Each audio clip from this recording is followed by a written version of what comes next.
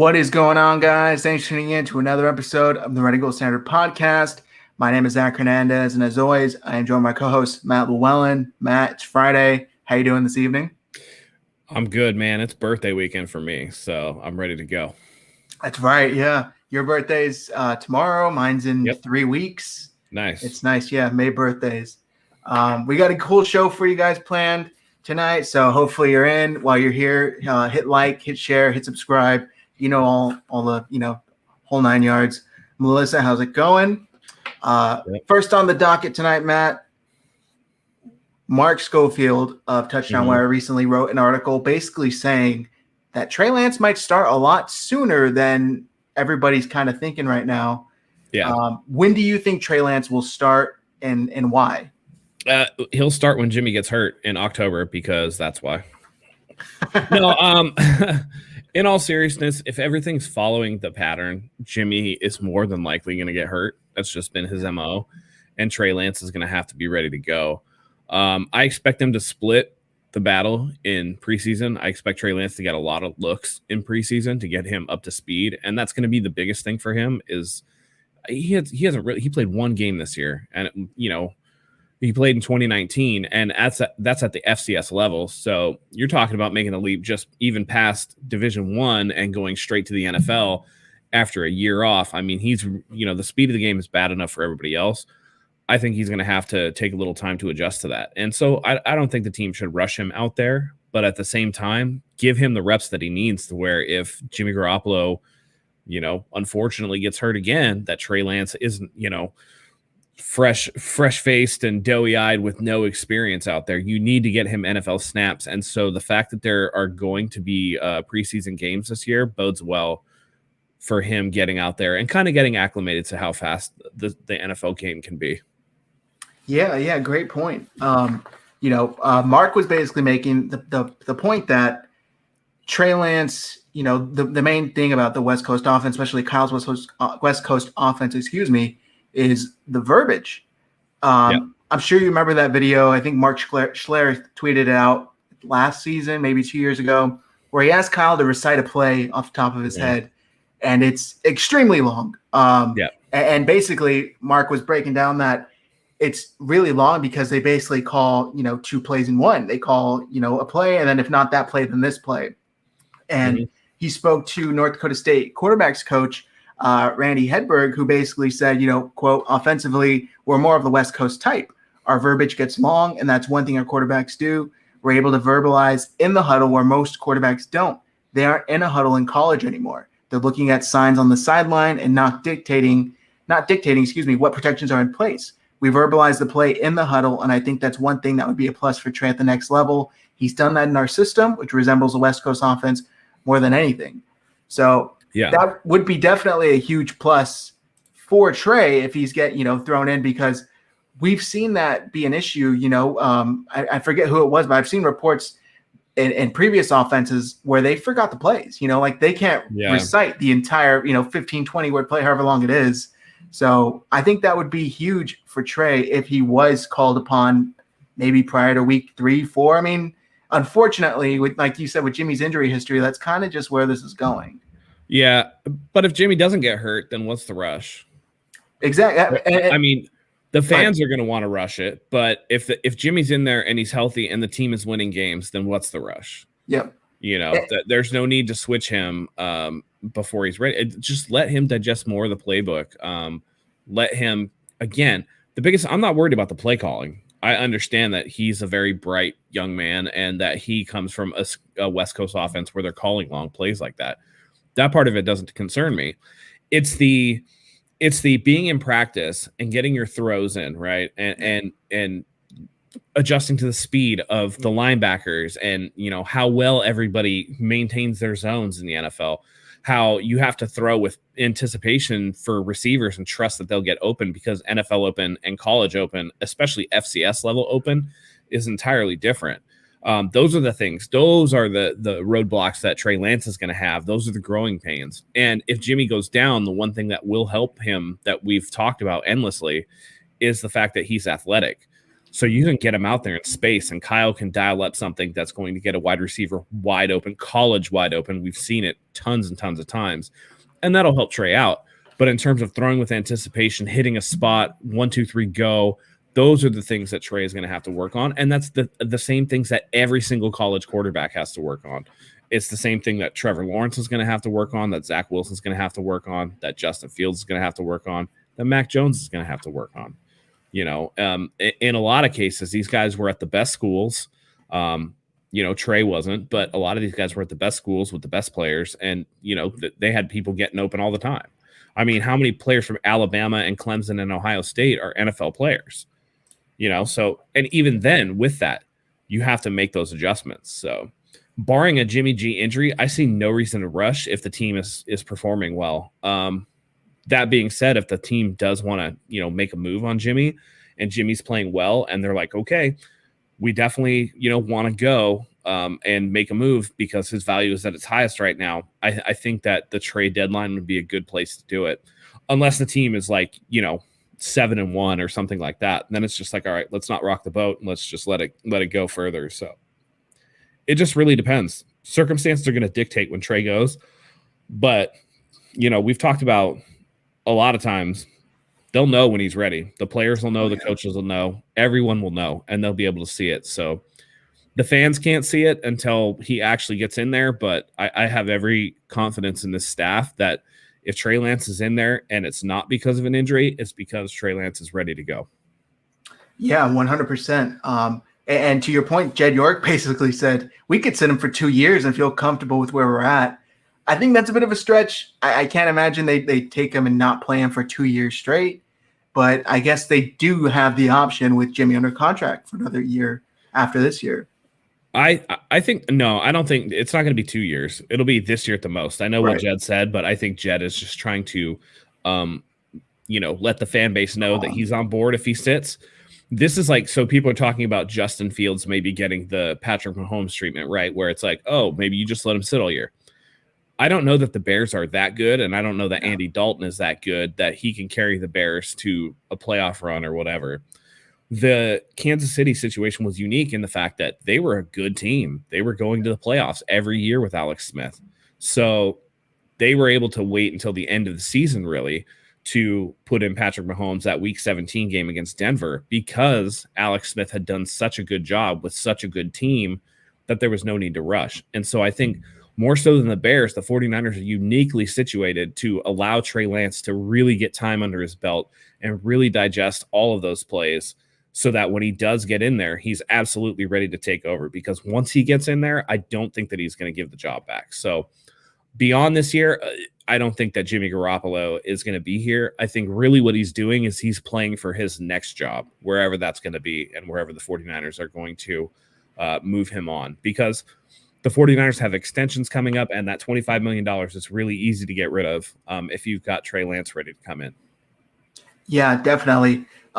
When John and Kyle had their press conference post-draft, they're basically saying, you know, every time we talk about adding a guy, we ask, you know, can we do this? And are you okay with doing this? And basically what Kyle meant by that is, can we make it work with the books? And Jed, are you okay with paying him this money? You know, like Jimmy, essentially knowing that he's at most a bridge quarterback, are you okay paying him 3.5 or whatever he's due this year? 27, I think. 27, yeah. See, so and Jed said, yeah. So, you know, they get the commitment from the owner, from the organization. That's huge. Just to kind of wrap up this point with Mark Schofield, that was interesting. He sat down a year ago, last summer, with Matt Waldman, and they do their quarterback breakdowns, which are fantastic. And the one team he said Trey Lance could hit the ground running early on, if need be, was the 49ers. So kind of cool he landed with the 49ers after that. And just for clarification, it's $24.982 million. Okay. So rounded up 25. Yeah, 25. Matt, you brought up Andy Dalton. The reports from this week, Tony Pauline of Pro Football Network reported that the 49ers tried to sign Andy Dalton, trade Jimmy, and draft Trey Lance to sit under Andy. And apparently, per the report, Kyle Shanahan was rather upset when Chicago outbid them. What do you make of this? And do you think the relationship with Jimmy is basically like nothing but professional right now. It's hinging on a thread. I don't believe that report at all. That report's BS. So you have a guy who knows your system inside and out in Jimmy Garoppolo, who's been there for years. You still want to draft a replacement. So you're going to sign Andy Dalton, who has no experience in your offense, to play in front of Trey. Like, how is he supposed to mentor someone in a system when he himself is going to be learning said system? This is the system that everybody says takes a full season to even digest, and it's season 2 when you hit. So really, that would be a waste of signing Andy Dalton in that moment. Other than Andy Dalton staying relatively healthy for his career, what does he actually do that's on par or better than Jimmy Garoppolo? The answer, I'm going to tell you, the answer is nothing. So that report again, did nobody learn anything from this offseason? Unless it comes from Kyle's mouth, don't believe it, because everybody thinks that they have sources inside the 49ers building, and everything that came out during the offseason turned out to be absolute, BS. Yep. So this is just another one of those things where I absolutely do not believe that. Okay, that's interesting, and that's a good point, because it really doesn't make sense. And I didn't think about it in that sense. I was thinking more from a financial aspect. I could see why they were trying to go for Andy Dalton, but yeah, he doesn't know the system. You're bringing him in here to train somebody. I just don't get, it's like imagine getting hired and then a week later you have to train a new employee and you're like, I just got here myself. How the hell am I supposed to train someone? And the thing is, like, you might as well just throw Trey Lance in there week 1 if you're trying to sign Andy Dalton. That just doesn't make any sense. At Last Second Sports, I would be shocked if Trey starts week 1. And we talked about it. I don't know if you were here at the beginning, but it's not just about grasping the X's and O's of the offenses, adjusting to the speed of the NFL game after being at the FCS level and taking an entire year off. One off season is not enough to do that. So they're not going to throw him out there before he's ready and ruin his confidence right off the bat. They're going to kind of pepper him in. It's really, I think the real interesting thing is going to be next week, Thursday, when the schedule is released, and we can kind of take a look and see if we can pick out, whether it's after a bye week, whether it's like a cookie opponent, something like that, where you could really see them inserting Trey Lance into the starting lineup. But I really do not think that it's going to be week 1. I would be willing to bet money that it's not week 1. The only way I could see it being week 1 is if Jimmy tears his ACL in preseason, like that, or if a team just absolutely blows them away with a trade offer, which I can't see happening unless their starter gets injured. His highest trade value was Thursday before 5 o'clock. Once that draft started, and especially the Patriots got Mac, Jimmy's trade value just completely went down. So I think his best shot is playing here, doing his best to stay healthy for a full season, playing at a mediocre, average, above average level. That can give him a shot. He's auditioning for a job. That's absolutely what he's doing. Yeah. Absolutely what he's doing. So yeah, I agree with that. Now, even if that report that the 49ers tried to go after Andy Dalton is BS, all of these other reports, we saw Deshaun Watson, we saw Matt Stafford, we saw name X quarterback here. How do you think this impacts, even if none of it is true, just the fact that it's out there, the relationship between John, Kyle, and Jimmy?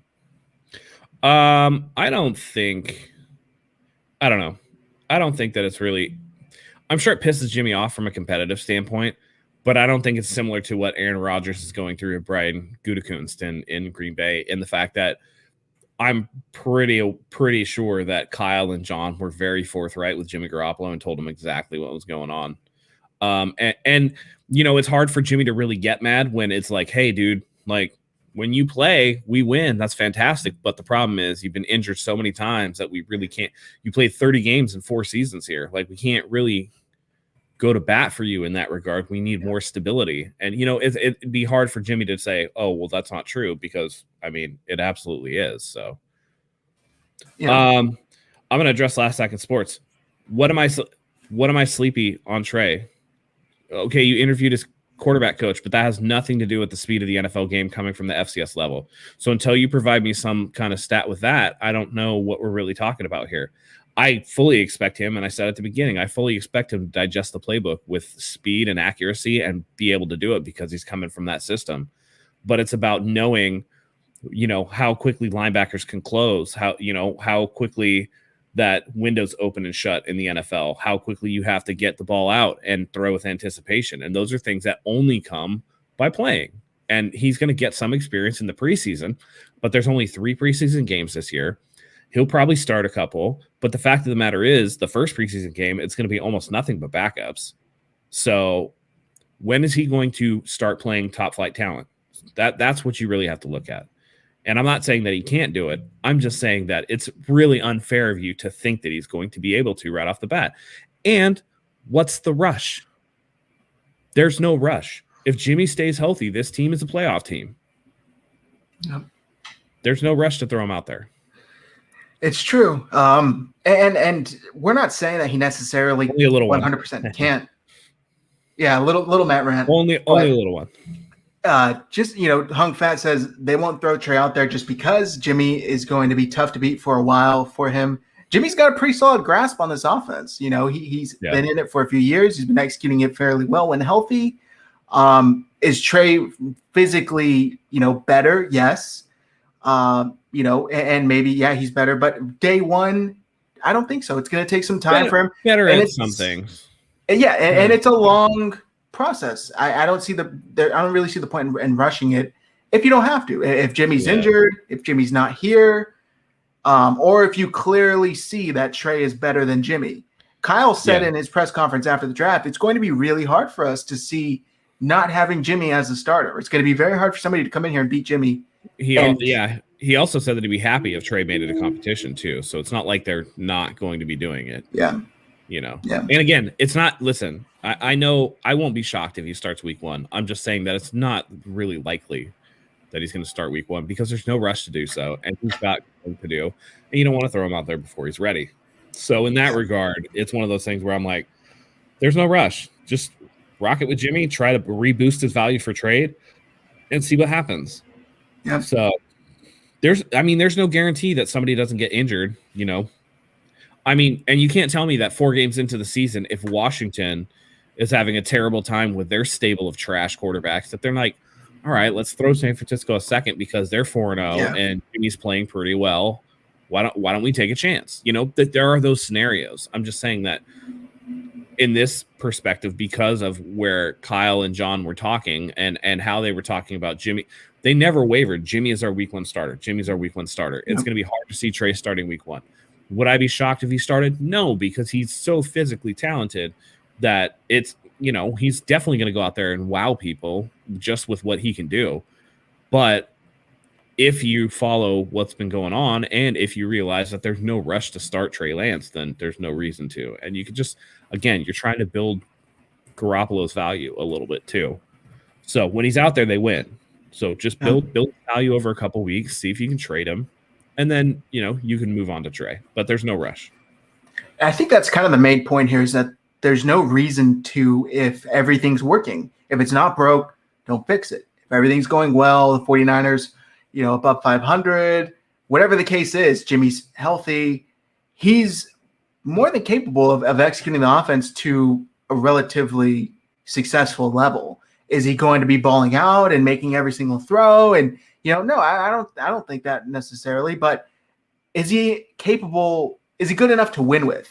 And I think the 49ers have proved that already. So, that's the one thing, Kyle doesn't have a winning season as a head coach without Jimmy Garoppolo. Yeah. So Jimmy obviously wins. So, question from John V. I fully understand and agree Jimmy G has missed games, missed games injured. However, I will ask this a million times. What makes a guy injury prone? ACL was his fault indirectly. Poor O-line play caused the ankle. Okay. But then he also had a shoulder injury in New England and he's had a concussion before. And so at what point do you just look at him and go, you know what? This guy, he re-injured the ankle when he came back. It was a second, injury. What are we looking at that at what point do you go, okay, he's had a lot of injuries. Maybe his body's just not built for it. Is Anthony Davis injury prone? for the Lakers, everybody probably say yes, right? The fact of the matter is that Jimmy has started one full season in his NFL career. Yeah. So he can't make it through a season. That's really the issue. And now we're bumping it up to 17 games. Yeah. And so we're asking him to do even more. So, and I see your comment saying his shoulder wasn't a problem in San Francisco, respectfully, but it's still his injury history. Just like we look at players in college going like, hey, that dude got injured in college. You don't get healthier when you get to the NFL. Same thing holds true when you get older. Jimmy G is going to be 30 this year, 29 or 30. You don't get healthier as you get older either. So you're talking about, I mean, major injuries. We don't even know how he's recovered from that second high ankle sprain. You know, they were talking about he was borderline surgical on that. So, you know, you're talking about a guy who's missed half of the games that he's been on the 49ers. Half. Yep. That's injury prone, dude. Like, sorry, but there are other guys that just don't get injured like that. I think that's kind of the main thing. And Kyle was saying that we can't keep playing with a guy, keep counting on a guy, who can't play a full season. You know, we love Jimmy, and when he's out there, we seem to do well, but it's the fact that he's rarely out there. Real quick, Roland Chrome, it's a problem with Periscope. He said, why won't these play? It always freezes. I've had this problem myself. Periscope on Twitter, it takes a lot for it to play smoothly. Yeah. Go to YouTube. Go to YouTube, youtube.com/49ers Hive, where they're live. Or you can check us out on Twitch as well, too, at 49ers Hive. It's unfortunate, but that's how it is. Yeah. Twitter. Yeah, seriously. We're on Jimmy Garoppolo. Did you happen to catch his appearance on the Damon Amendola? I think it's Amendola show on CBS. I caught some of it. Some of what he was saying. And he was there with his dad, and he kept quoting his dad, and I'm like, that's so funny, man. Yeah, I thought it was interesting. We don't see too many media requests or media appearances from Jimmy at all. Did you think the timing was a bit convenient for him? I think he's playing ambassador out there. He's trying to be professional and show that, hey, you know what? I'm a competitor. I'm going to go out, and it doesn't matter who you bring in. So it's one of those things. That's fair. John, all good, man. I know it's not that serious. I'm just explaining from my medical perspective as somebody that works in the healthcare field. Yeah. But going back to his appearance on the Amendola show, he was asked, do you ever feel like people forget how successful you've been? You were just in the Super Bowl, just in the playoffs. And he said, quote, that's not really the NFL. It's more of what have you done for me lately? And I know that. It's just one of those things you got to go out there and do it again. You got to go every season and keep doing it. My opinion of Jimmy's appearance on this show was he came off extremely professional. He came off like he's aware of the circumstances and that he's taking it on the chin and he's just rolling with the punches. And I do think that John, he's saying that wasn't directed towards you.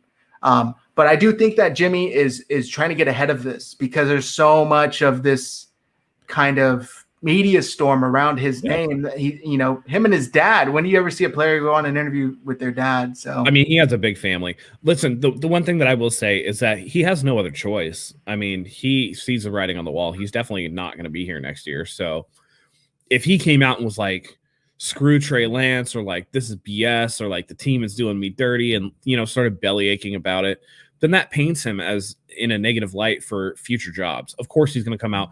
And I thought a lot of what he said, people are saying it's so professional. I'm like, man, he has that like quarterback interview down is what he has. He has that like stock answer.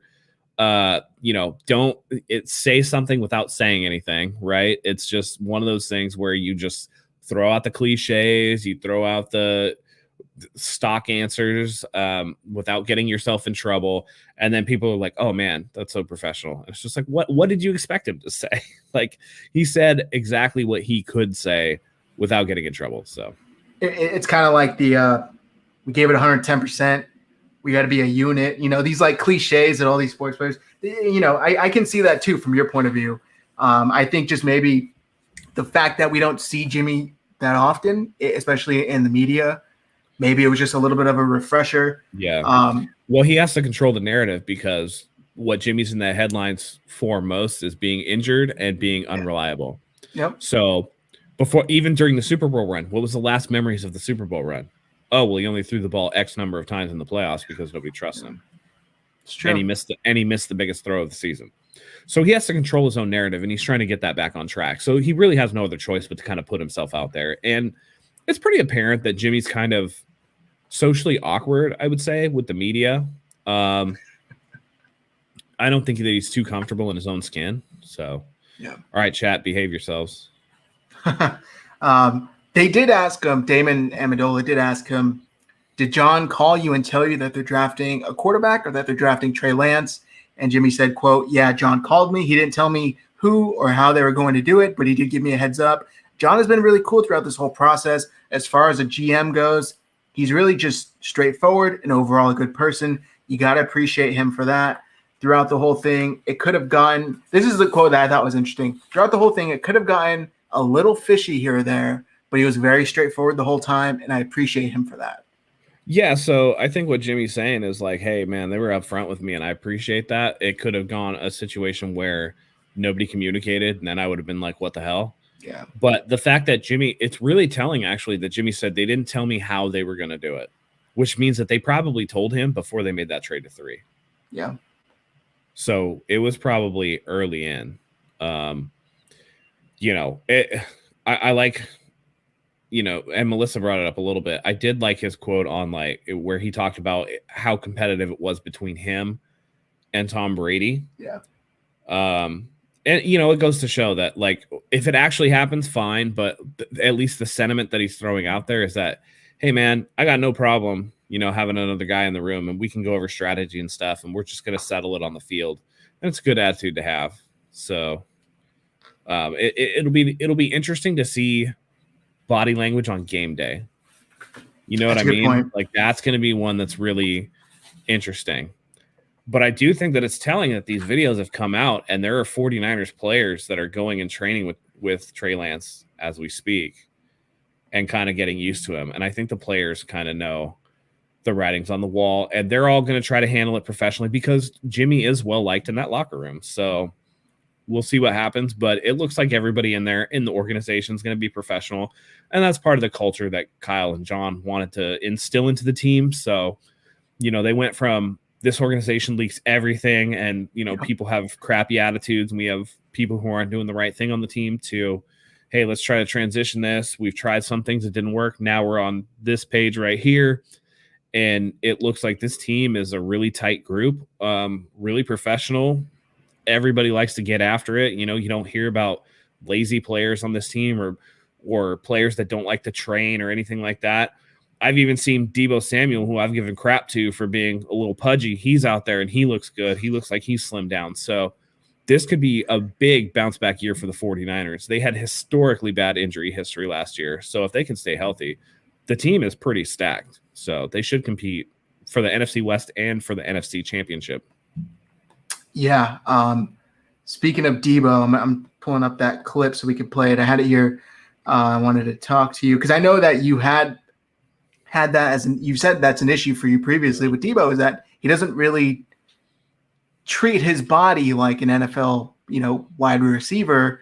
So there's this video from Footwork King, and it kind of shows Deebo, his footwork.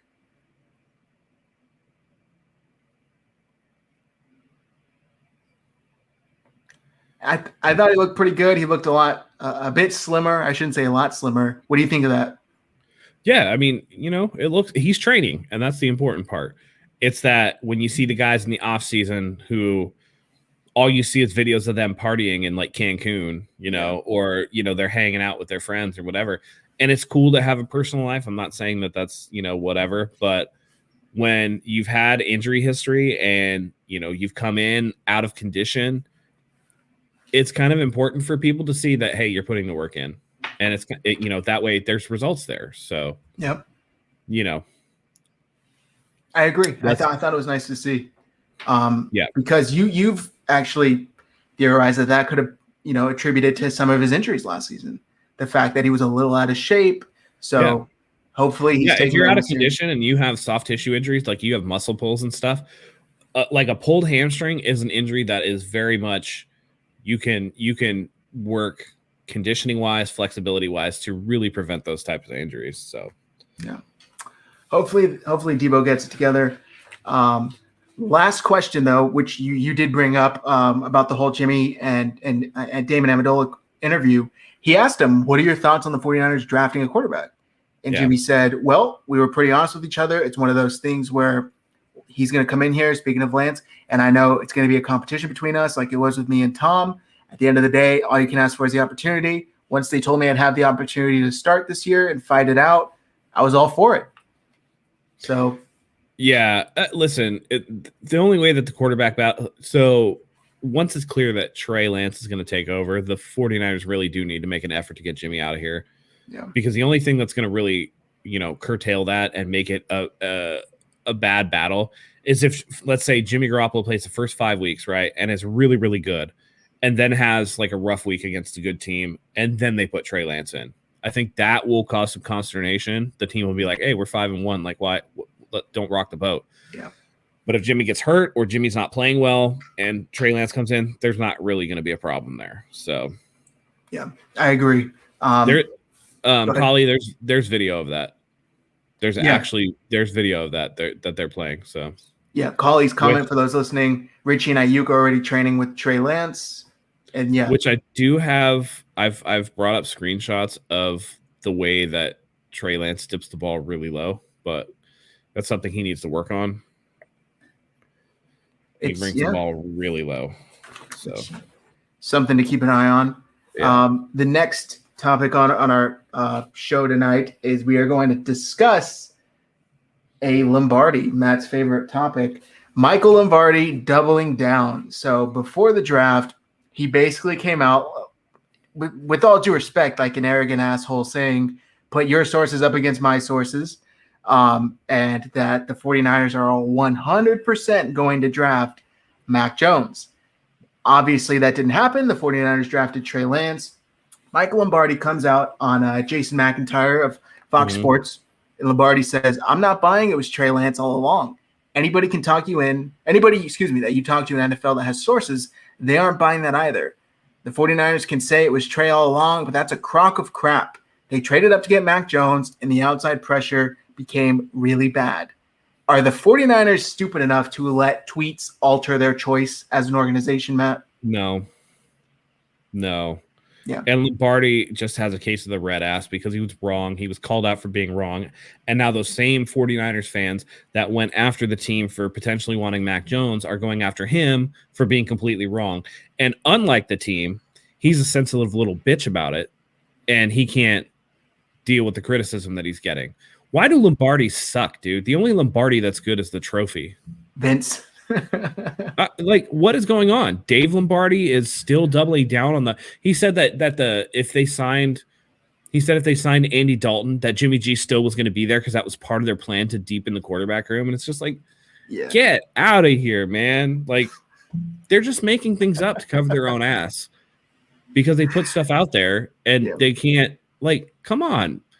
Nobody leaked. Okay, so you're saying, the 49ers, anybody with sources. Who the fuck has sources in the 49ers organization? Nobody.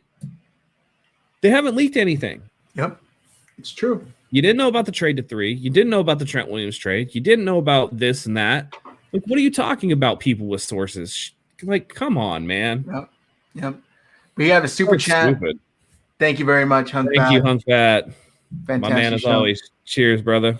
Cheers. Thank you, everybody. Or sister, we still don't know who the fuck you are, but yes, and we appreciate you nonetheless. It doesn't matter who you are. We love you anyway.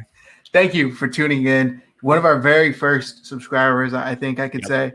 By the way, if you guys are here, you haven't subscribed, please subscribe. It really does help. We're trying to get to 2,000 on YouTube. Once we reach that, we're going to give away a 49ers jersey. Also, follow us on Twitter. We're trying to get to 10,000 on Twitter. We're going to give away probably 2 49ers jerseys once we reach 10K, because that's kind of been my ultimate goal since it started 49ers Hive. So 10K on Twitter, 2K on YouTube. Go follow us on both. If you're listening to us on audio, leave us a 5-star review on Apple Podcasts. We really do appreciate it. But getting back to the show, by the way, I think we got to play the clip real quick after that.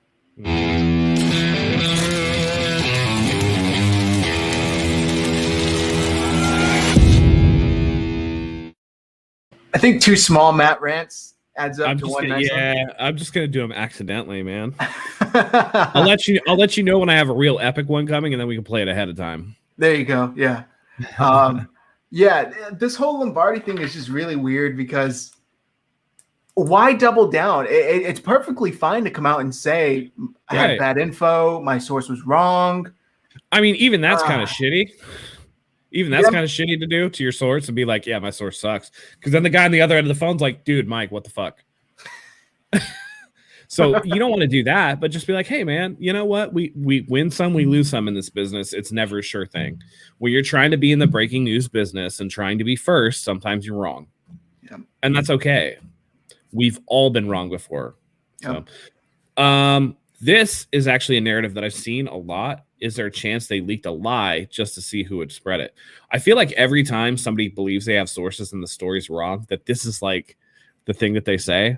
But that would mean that somewhere along the line, something did get leaked that was real. And true. I just don't know, because what would that have been? Unless it was something really early on or something really small. I don't know what it would have been that actually leaked, because if you do this without anything having leaked previously, that kind of comes off as paranoid. And I don't think that that's like the best look for the team. So I think you try to engender trust with your staff and with your players. So I don't think they would just do this unsolicited without any reason to. So it's possible, but I tend to see this a lot. And I think it's just a fun thing to think about. Like, oh, they're trying to catch somebody. Like they're trying to trick everybody, trying to see what's going to come out. So I don't know. Yeah. On this exact topic, I listened to Vish Kumaran. He has a Blake and Vish Sports, I believe, YouTube channel. And I agree with most of his takes. I actually really like him. But he theorized that Adam Peters himself was leaking this because there was an actual – this is his theory, and I'll get your thoughts on it. He was basically saying there's a possibility that Kyle Shanahan really did want Mac Jones, and Adam Peters and the rest of the scouts and the 49ers organization are saying, no way, we got to go for Trey Lance. And there were those reports, for what it's worth, give them as much weight as you like, that there was a divide between Kyle Shanahan and the 49ers organization, the draft team, the scouts. They wanted a different person than Kyle Shanahan wanted. So it's possible. I don't think Adam Peters, assistant GM, or VP, whatever his role is, the 49ers would be calling these reporters and leaking this himself. What do you think? What would the purpose be? Once they traded up to 3, like, what? Vish was theorizing that he wants it out there that if he didn't want Mac Jones, Adam Peters basically wants it out there that I didn't want Mac Jones, I wanted Trey Lance, because I think everybody knows he's well thought of as the next GM if the 49ers aren't able to retain him. So that was his theory. I thought it was interesting. I don't agree with it. I just want to get your thoughts on it. I don't agree with it either, because what if Mac Jones turns out to be a star? Yeah, that's true. Because you never know. This stuff is a crapshoot. Mac Jones might have been something that the 49ers were interested at 12, but at 3, that's when the game changes. Yeah. And so, but then what you're saying is that when Kyle comes out, and this has been so weird, and I don't understand why people do this, but when Kyle comes out and the story comes out that, that they had interviewed John and Kyle about, saying that Kyle and John did their QB evals separate so that they wouldn't taint each other's opinion. And Kyle was the one that told John, hey, are you ready to draft Trey? Yep. And Kyle comes out and says, I've been interested in Trey since January. And everybody's still on the train of like, no, he liked Mac Jones. No, they talked him into it. It's just like, at what point do you just fucking believe somebody? Like, he gave you the most milquetoast answers before the draft, right? And everybody read into it that was Mac Jones. And I was like, he said absolutely nothing with every single word that he was saying. And they were like, oh, no, it's Mac Jones. It's Mac Jones. Look, he's tipping you off that it's Mac Jones. And then it wasn't Mac Jones. And he goes, no, it was Trey Lance. I like Trey Lance since January. And there was like, that's a lie. It's just like, come on, man. Yeah. It's like you guys just want to be contrarian so you have shit to talk about. I know the offseason is boring. I know that after the draft, there's really not much going on until preseason. But come on, guys. We have to use our, come on. Our brains a little bit. Yeah. I mean, for me, that final press conference that was just supposed to be John Lynch that Monday of the draft. Can I address this real quick though, too? Yeah, go ahead. I don't know that he specifically said that it was Mac Jones. I think he said that he liked Mac Jones, but I think that it was more likely that it was between Trey Lance and Justin Fields. Because reading the tea leaves, ever since they got like whooped on by Buffalo last year, and he started talking about, you want the biggest, strongest, fastest guy. Or in the press conference, he's like, you want Drew Brees with mobility, or Drew Brees with Lamar Jackson's running ability, or whatever it was. Like, he started to show that he was trending in the right direction in terms of the physical tools you want your quarterback to have. So I think at 12, I don't think that he thought that Justin Fields was going to be there. But when he moved up to 3, that kind of changed things. So when he says we moved up for a specific guy, or we moved up because we didn't know if a guy was going to get there, maybe he didn't think Mac Jones was going to get to 12, but I think he wanted to give him the best shot at getting somebody that was even better. And if he's being truthful in that he's like Trey Lance since January, then that's the guy they traded up for. And the most comparable to Trey Lance in the draft is Justin Fields. Yeah. Mac Jones offers you nothing, no arm strength. He doesn't offer you any athletic ability. Yeah, he's good on the whiteboard and he does have good accuracy, but again, they're two different types of players. So I just don't know. I don't know. I don't agree with it. I don't buy it. I just don't see how those are your top two. It's two completely different players. Yeah. It's like 1A, 1B, and then D, and you're telling me it came down to 1A and D. Yeah. What happened to 1B? Like even in Jim Trotter's piece that came out right after the draft, there was no mention of Justin Fields. Right. And I'm like, what the hell is this about? But I don't know, man. It's really weird. Some people are theorizing the epilepsy diagnosis that came out, but teams knew about this from what I've read. Yeah. Teams knew that this was a thing with Justin Fields, and it's likely that he's already outgrown it. So more likely is that they looked at the 2020 game film and saw some hiccups against top opponents. Like, that's a real thing. Yeah.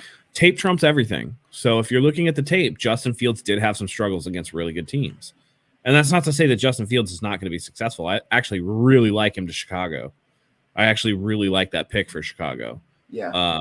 But I think that more than anything, that I think Kyle just wants a guy that is, can digest his playbook and somebody that he can mold. And I think that Lance is that. So I also think, and this may be completely speculative, I am almost 100% sure that missing on guys like Deshaun Watson and Mahomes kills him. And not necessarily missing because he didn't, necessarily even have the chance to scout them, look at them. But the fact that he technically had the opportunity to get them and he didn't. And now he sees a guy like Trey Lance with all the physical capabilities, the traits, the tools are there. He's a fantastic person. He's referred to him more than a few times already as a CEO-like caliber person. I think he said, fuck it, we're taking Trey Lance. I'm not missing on another, superstar quarterback. I don't know. Yeah. That's just how I read it. My thing, though, is that he came in with a plan, and I think that he wanted to build the roster and then get the quarterback. And I think that's pretty much what he did. So I don't know. At this point, it's all guesswork. But I think people are pissed off because this Trey Lance thing absolutely blows up everybody's narrative that he likes Kirk Cousins. He's a Kirk Cousins guy. Yeah. And it's just like, well, the narrative's gone. Throw that shit out the window because that doesn't even fit anymore. So yeah. Steve says, I think it was the throwing motion. Is that? I don't even think Justin Fields' throwing motion isn't even like crazy bad or anything. I actually think Trey Lance's is worse because of how low he dips the ball. I know that Justin Fields is like a little baby hitch, but it's just like, I don't know. If you timed him, I would think that Justin Fields is probably fast. I don't even like I think Trevor Lawrence's throwing motion is a little too long. He's a full body thrower and can't throw out of weird arm slots. Yeah. So he's going to get eaten up. And that was one of the things that they were like, hey, if Trevor Lawrence is going to fail, it's because he might be a little too tall and it might be too long for him to throw the football. So we'll have to bear that in mind. But I didn't think Justin Fields' throwing motion was that crazy. I'm more concerned about Trey Lance because he dips that ball and it's literally down. His elbow is higher than the ball. Yeah. And I think that could lead to him getting, some strip sacks, but we'll see that. And he has 9 1/8 inch hands, which out of the top quarterbacks, I think his hands were the smallest. So you sent those pictures. I'm gonna share the screen real quick, just to show the second viewers. one, the one that's like crazy low. Okay, let me see this. One. That ball is so low. Oh, come on. You can't do it. There we go. That is really, really low to bring the football when you're getting ready to throw. And so like that's one of my things with him is that again, and look how much ball. So in that picture, if you saw, you can kind of see with the 9 1/8" hand too that he's not enveloping that ball the way some, like Drew Brees, for as small as he was, had 10-inch hands. Yeah. So when you have that much ball exposed, all it takes is a good pass rusher, which the NFC West is absolutely chock full with, to swipe that ball and it's coming out. Mm-hmm. And because it's so low, it's not going to be one of those situations of like the ball was moving forward. Yeah, no, it's definitely not there. And I agree with Rick that Rich Scangarello can coach it out of him. It's just a matter of if he gets into a game situation, does it revert? Because we've seen quarterbacks try to alter their motion or do all this stuff. And, you know, it doesn't always work out in a game situation because you've built up this habit. So we'll see. But I hope that I don't think it's going to be like a huge thing that's going to make him like a shitty quarterback or anything or like a bust. I'm just saying that it's going to be concerning in terms of ball safety. So let's go back and address Colley's question. Yep. Colley Young. Zach Matt question, top to bottom, who has the better roster? 49ers. I'm going to let you take it first. I'm going to say 49ers. And I'm going to say 49ers. That's the right answer. Thank you. I think top to bottom, they got completely snake bitten last season. Injuries, COVID. I mean, they weren't even freaking playing at Levi's to end the year. Like, they just got completely crapped on by the universe. And I think that the roster now, they've completely improved upon it. They added Trey Lance. He will start at some point. If not, Jimmy Garoppolo is a pretty good consolation prize as your number two, technically your number one quarterback who's starting until your number one's ready. You added Trey Sermon, who I really like. It's the most talented running back as far as, traits that Kyle Shanahan has had, especially with the 49ers. And then you add in that offensive trio of George Kittle, Brandon Ayuk, Deebo Samuel.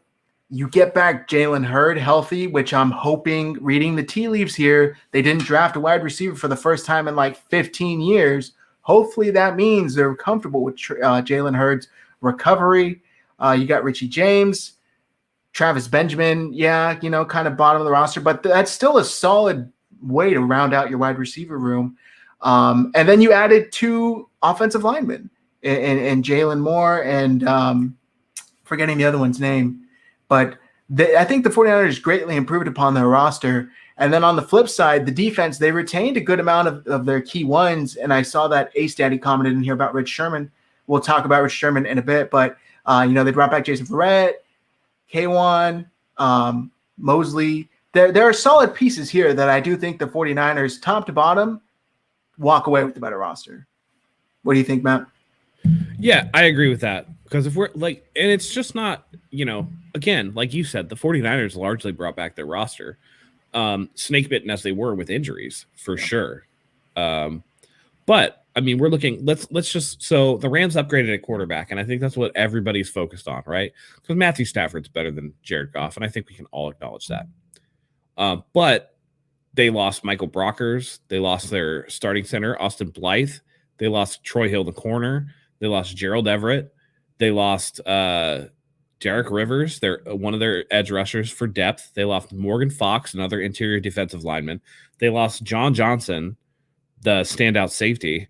They lost him to the Titans. They lost Samson Ebukam to the 49ers, another depth piece. And really all they brought in was a really old Deshaun Jackson. I know they drafted some pieces, but when you look at what they lost, I think that really speaks to them being kind of top heavy in my opinion.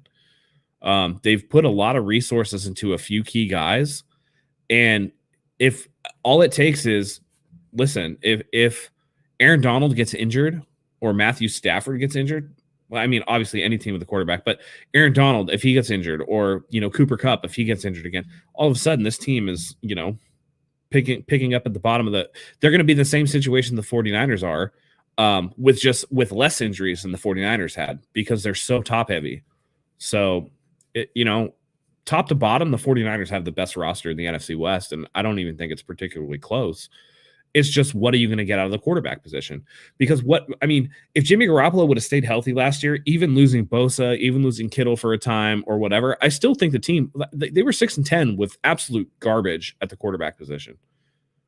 And you mean to tell me that Jimmy Garoppolo wasn't worth 3 to 4 more wins just on his own, just based on his track record? I mean, I think that would have been likely the case. So, yeah, San Francisco is a much better roster, in my opinion.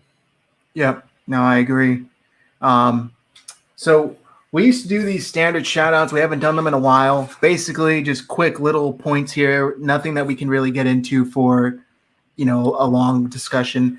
First one that I have, though, 49ers added offensive lineman Alfredo Gutierrez from Mexico as part of the International Player Pathway Program. He can stay on the roster until the end of the training camp, and then he is eligible for an International Player Practice Squad exemption. I thought that was pretty cool. It's kind of cool. Yeah. I don't know anything about him, but I guess we'll see, huh? Same here. Yeah. The 49ers are one of 5 teams that added players from this international player program. And then, players are changing their numbers. The rules have changed. Jason Verrett, these are all reportedly, if we're going by their Instagram posts and taking them seriously, Jason Verrett, 22, now he's 2. Emmanuel Mosley from 41 to 4. Jimmy Ward posted a picture teasing that he was going to be number 1. We'll see if that actually happens. Yeah. Jaquiski Tartt did change to 26. He's confirmed that. And then the rookie numbers, free agents numbers, Trey Sermon has confirmed he's going to be rocking 22. And Samson Ebukam, that you spoke of earlier, he's going to be wearing 56. So going to be a new look 49ers, even with the old people. Lance is going to be 5, obviously. They made a jersey of him. So they've confirmed that. Yeah, so it's going to be. Please, I'm so lost in the chat. Cinnamon Kiss wrote SOSAR. Is that an acronym? It's all capitalized. What is that? Shout out, super awesome. Something, I don't know. What is that? I know I'm getting old, but what does that mean? Someone tell me. Let us know. Rick Torres. Yeah, Watkins. Where was it? Austin Watkins. Yeah. Will D said it. I really like to see Austin Watkins win a roster spot. Peterson too. That kid's a good pass catcher. Watkins might be a steal. Yeah. Were you going to say something? Yeah. No, I get it. Austin Watkins, I think he could be a definite boon to the roster. Oh, okay. Same old sorry ass Rams. I like that. Okay. I love it. All right. I like it. Nice. Thanks for letting me know. I didn't know. Yeah. I feel like I'm the old guy who's like, I don't know what these kids are saying these days. So sorry. Oh, did Kittle said that? Okay. Interesting. That's funny. John really? Lapadura said he's going with 28. Last I saw, he was going with 22. Yeah, he had posted pictures with him in 22. He had posted himself. So, I don't know. I think 22 is accurate. It's possible it was just a fan edit that he thought looked cool, but that's what we're going off of. Yeah. Dan and Gotti. Yeah, Sermon posted a jersey swap basically with him wearing 22. We're assuming he's rocking that. Yeah, that's yeah. And then again, Trey Lance obviously is wearing 5. They showed him with the jersey when he was introduced or whatever. So, let's see. So, Funk Fat bought my new Trey Area hoodie. Can't wait for it to come in. Thank you for your support. We actually have a new design. It's going to come out tomorrow. You guys are going to be the first to see it. I'm going to play the video. Hope you guys like it. Here it is.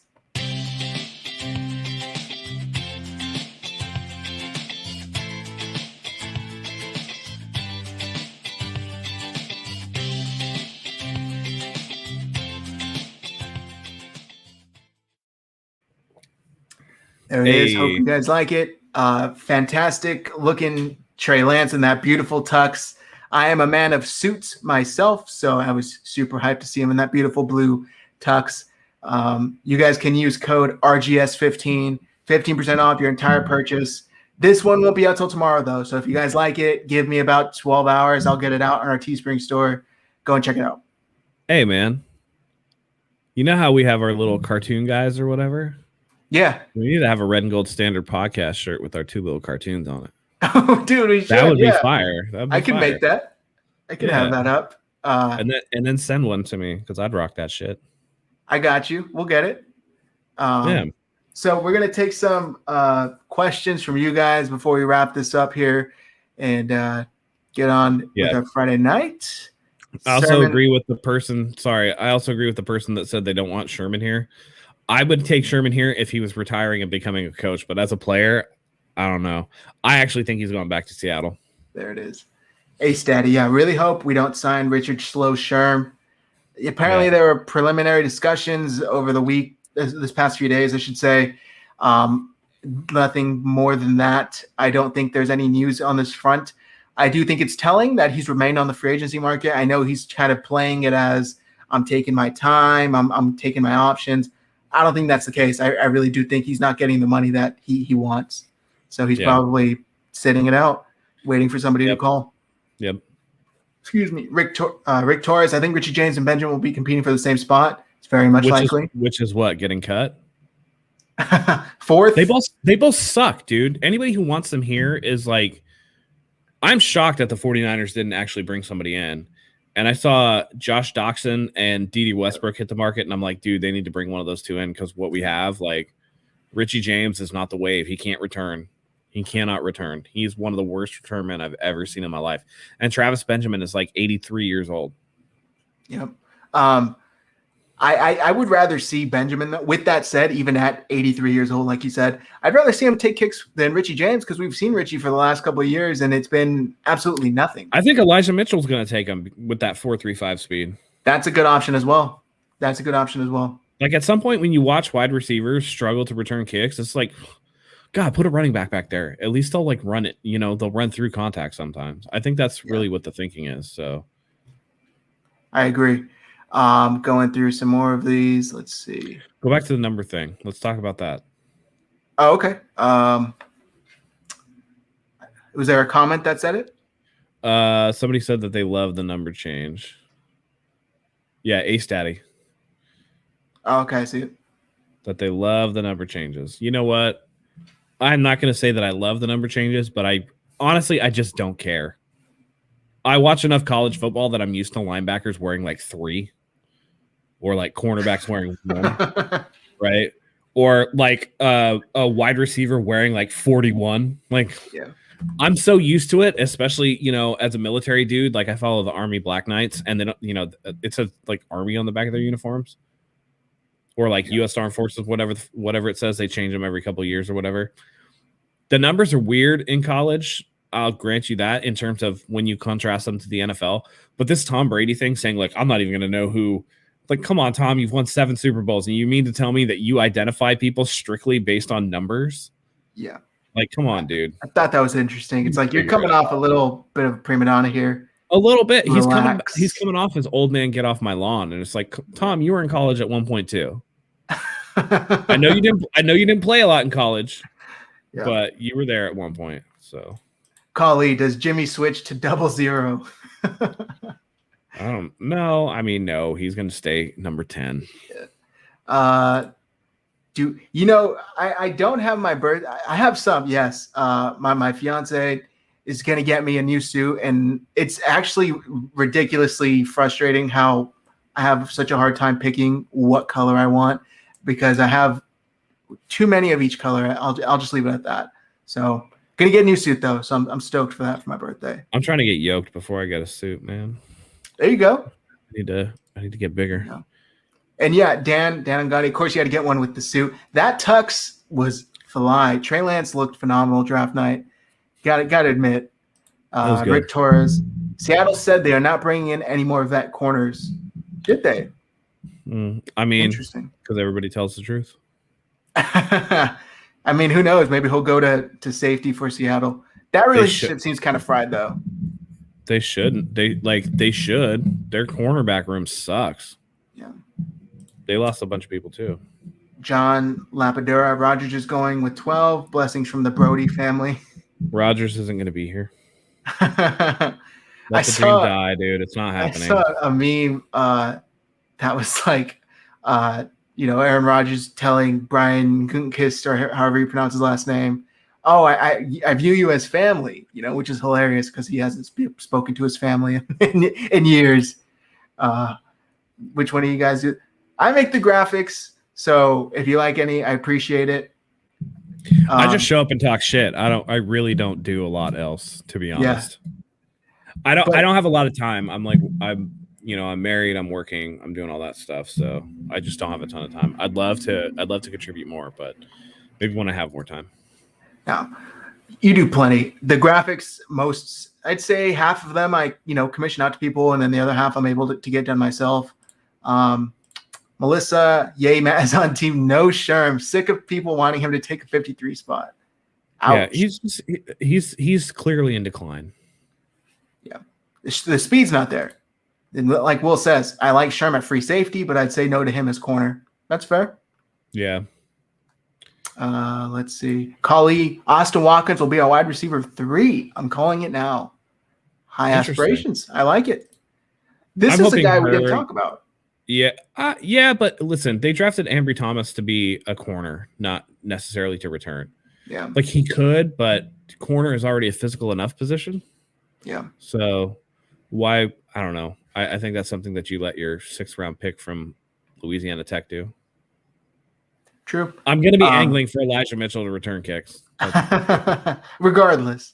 Yeah. Dan and Gotti. If he goes back to Seattle, aren't you worried he spills the information? They run the same defense. So. Well, I think he's more talking about the offense, but like. Okay. Listen, the Seattle Seahawks have picked up enough like stray 49ers that they should know by now. They just signed Kerry Hyder. Yeah, it's like they've signed at least one ex-49er for the last decade. And Kyle Shanahan said it too in the recent press conference. There's not much to figure out. It's just hard to stop. When you're doing it well, it's not like it's complex. You know what's going to happen. It's just I'm going to do it better than you. So, no, Matt. Kyle Williams is the worst returner I've ever seen in my life. Kyle Williams had the worst game as a returner that you'll ever see in your life. But prior to that, Kyle Williams was not a bad returner. He was solid. It was just that got his ass run out of town, though. Yeah. Got his ass run out of town. So, rightly so. Hung Fat, where can I get the news? It will be on our Teespring store. I think it's I put the link in the description. The link is in the description. Give me till tomorrow morning. I'll have it out. It'll be men's, women's, tumblers, mugs, etc. It'll be in everything. And make sure you guys use code RGS15, 15% off your entire purchase. Rick Torres, with the number of cornerbacks and safeties on the roster, are we going to carry 5 of each? Oh, I don't think they're going to carry 5 safeties. I think they carry 3 or 4, but they're going to carry 5 corners for sure. I agree with that. John Lapadura should have kept my guy Bourne. They couldn't afford him. Too expensive. For what New England paid? Hell no. Yeah.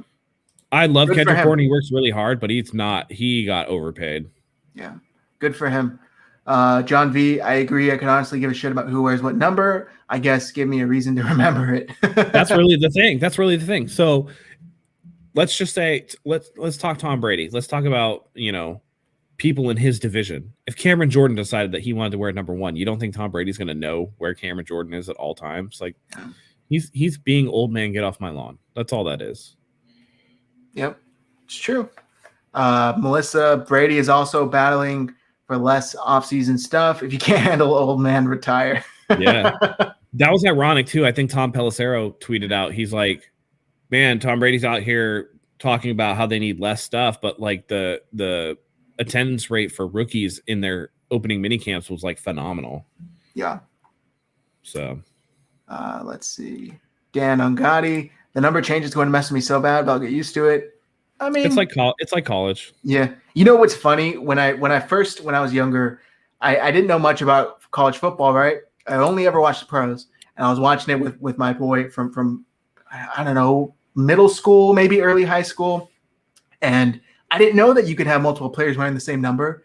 And my boy in college, on offense and defense, they just can't be on the field at the same time. dude, that was a quarterback. And my boy was like, oh yeah, he just hopped right back on as a linebacker. And I believed it. I believed it for like at least an hour. And then he just started cracking up. Bro, like one guy's white, one guy's black. And you're just like, oh, I guess he changed race too. I'm not that stupid. All right? They look similar. College has what, 90-man rosters? So you're going to run out of numbers. So yeah, it's true. John Lapadura, no, it sucks. I think it sucks. It's childish. Is this as far as the I don't know the context for this. Yeah. What happens when Pete needs help? I don't buy his BS. I think this is in reference to Richard Sherman. Yeah, it's whatever. Yeah. I want to get to her thing. Oh, dude, this was crazy. Did you see Myles Garrett in his suit? I didn't. No. What? Let me see if I can pull up a picture. Bro. Whoever tailored that was just like, hey, man, you want to be a superhero? Oh, we're gonna put spandex on you. I did see this. He was yoked in that thing. I was like, I thought he was going to like stretch and just rip it. That thing was like tight. All right. Hey, you know what though? If I was as swole as Myles Garrett, I'd be wearing suits like that too, for sure. Hell yeah. Let's see. Gonna share it real quick so you guys can all see what we're talking about. Look at this. I mean, come on, bro. Like, how long do you think it took him to get into that motherfucker? You know somebody had to help him with that shit. Dude, that thing looks like it's spray painted on. He said, Mason Rudolph, put on my motherfucking coat. Mason Rudolph. Oh my God. That's crazy. Yeah, that's a crazy suit. Dude. Collie, this is a great compliment. They spray painted that shit on. That's body paint, dude. It's not even a real suit. Thank you, Collie. I appreciate it. Yeah. And thank you, Melissa. We appreciate you for the love. Always tuning in. Thank you very much. We're going to take a couple more. Let's see. Dude, get to Melissa's comment. Thank you. About John Chapman's doing a giveaway of our merchandise. Yeah, he is. Oh, that's cool. Yeah, he won a shirt in our draft giveaway. He came in fourth place, and he asked me if it would be okay if he gave it away and kind of plugged our channel. So I thought that was awesome. I said, yeah, please do. So, thanks, John. Appreciate that. John's a great guy. Absolutely. Go follow him. Yeah. And thanks, John. We appreciate the love. Yeah, absolutely. We love everybody. Thank you all for tuning in each and every week. Once we get closer to the season, we're going to be doing a lot more. So, shows Monday through Friday. Niners News will be back. God, look at that! Look at that poll. R.W. McQuarters. That's a poll right there. Good poll right there. Damn. Will D. Look, hey, he's got the DeLorean, dude. He's taking it way back. R.W. Nice. For those listening, Teddy Ginn was a good returner there for a minute, but we haven't had a good return man since R.W. McQuarters. John Taylor was the best. Taking it way back. It's pretty sad that John Taylor was actually our best returner. Yeah, it is kind of sad. We gotta get a good one. Going to grab another hoodie tomorrow. Thank you, guys. Thank you. Hey, thank you. Yeah, appreciate you guys. Absolutely. John Lapadura. Hey, besides Lance, who are you excited to see play? I personally can't wait to see that kid from USC. Talanoa Hufanga. Yeah, Safety. dude.